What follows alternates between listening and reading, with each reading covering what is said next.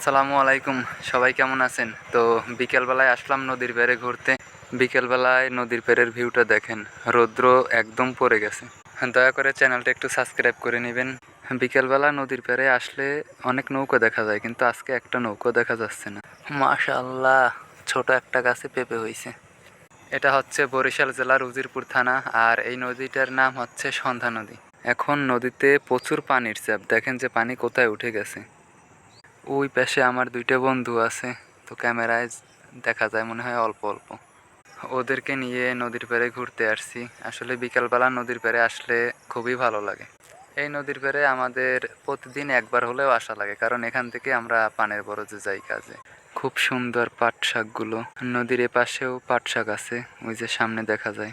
আর রাস্তা দেখেন প্রচুর কাদা হয়েছে, কারণ এখনো প্রতিদিন সকালে বৃষ্টি হয় অল্প অল্প। টাইম প্রায় 6টার মতন বেজে গেছে। আকাশটা কতটা সুন্দর দেখা যায় দেখেন, হালকা হালকা রোদও আছে। এই পেশের আকাশটা সম্পূর্ণ নীলা, সাদা, কোনো আবরণও নেই।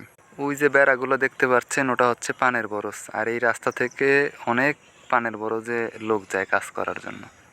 ভালো থাকবেন সবাই, আল্লাহ হাফেজ।